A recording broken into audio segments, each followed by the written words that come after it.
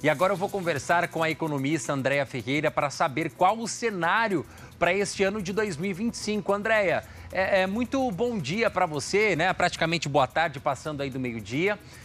Vamos falar sobre esse cenário econômico. Quais são as expectativas? Já temos dados aí sobre a inflação nesse mês de janeiro? Bom dia mais uma vez. Bom dia. A gente tem a medição do Diese, que acabou de ser divulgada. Nós pesquisamos Campo Grande e outras 17 capitais. E no mês de janeiro, a gente observou uma discreta retração de 0,79%. O acumulado do ano, quando eu comparo de janeiro do ano passado para janeiro deste ano, teve uma alta de pouco mais de 3%. Então, a gente tem observado, e as pessoas também têm percebido isso, a gente teve um período de aumento bem expressivo. Então, só de 2023 para cá que a gente está começando a observar as retrações. Só que a alta foi tão expressiva e a queda não acompanhou essa velocidade, não acompanhou essa magnitude. É por isso que a gente tem observado, então, além dessas questões que podem ser... A gente está vendo o governo tentando manejar essas situações do ponto de vista econômico, naquilo que lhe cabe, mas tem questões que estão além disso. Eu não posso obrigar um produtor rural a falar, olha, você não vai mais exportar, para poder garantir abastecimento interno, por exemplo. E a gente teve um desmonte de políticas da Conab há anos atrás. Mas então a gente tem esse cenário em que a gente tem um governo finalmente preocupado em garantir a segurança alimentar, em garantir que essa redução do preço dos alimentos chegue aos trabalhadores, chegue aos consumidores, mas a gente tem que ter um outro olhar, porque eu tenho fatores não econômicos que afetam.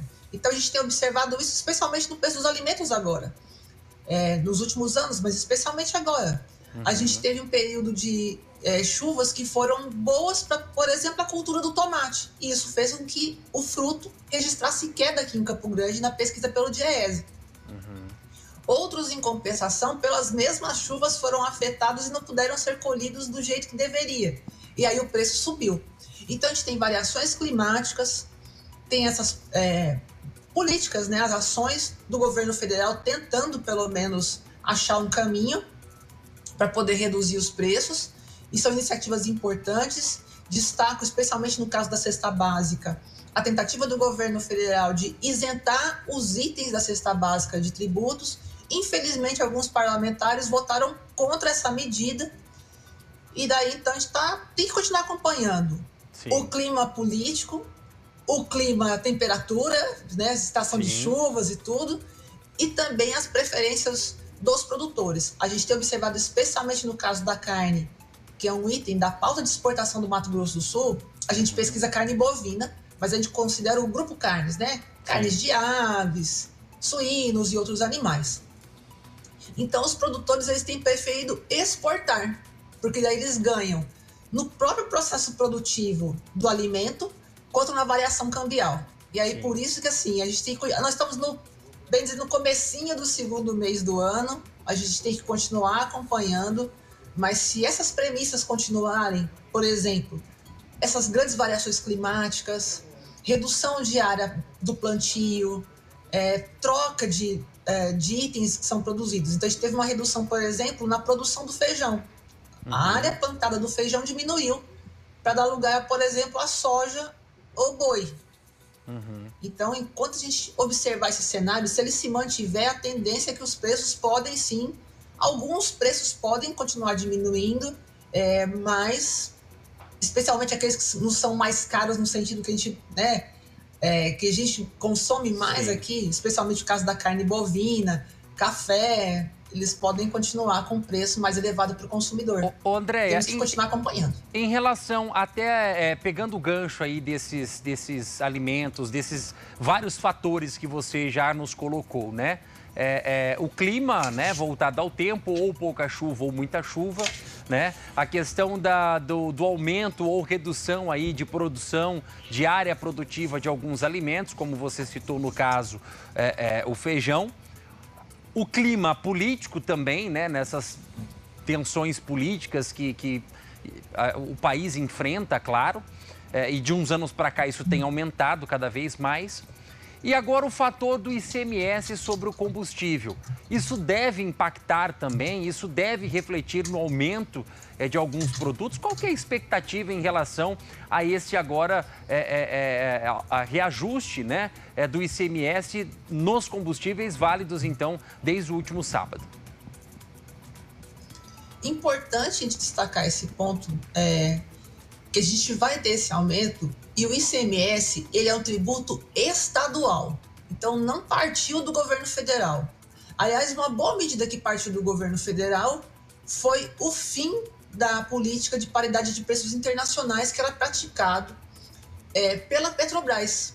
Então, a partir do momento que a gente abandonou essa política, e sim, a gente continua, por óbvio, acompanhando a cotação internacional, mas não se deixa regir absolutamente por ele, isso fez uma grande diferença.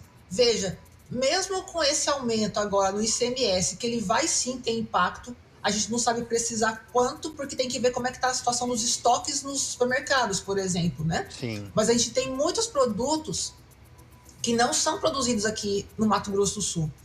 Um exemplo claro, a gente teve a banana. Nós tivemos em 2012, se eu não me engano, um bocadinho mais para frente, uma praga que afetou os bananais.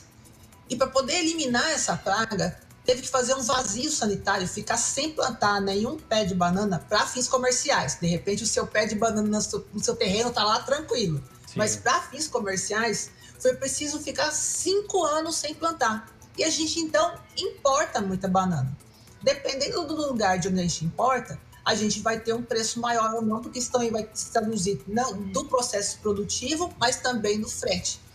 E aí, veja, mesmo com essa variação, essa alta, né, no combustível, sim, ainda assim é menor do que as altas do período que a gente observou no período 2019 e 2022. Certo. A gente chegou a pegar preço de combustível, lógico, a gente tem que pensar em diesel, mas se a gente pensar para o nosso uso aqui mesmo dentro da capital ou regiões próximas que usa gasolina, a gente chegou a pagar R$9 o litro da gasolina. Certo. Mesmo com esse aumento hoje, o combustível aditivado não chega nem a R$7. Acho que está 6 e um bocadinho, 6,20 em média. Certo. Andréia, eu quero agradecer a sua participação aqui no programa, tá? Muito obrigado por você compartilhar com a gente aí um pouco desse cenário, né? Dessas expectativas e claro, né? Em breve nós voltamos o contato de novo para a gente rediscutir, redebater, reanalisar, né? As perspectivas aí do cenário financeiro e econômico do nosso país e do nosso estado, tá bom? Muito obrigado pela sua participação. Obrigada, será um prazer contribuir sempre.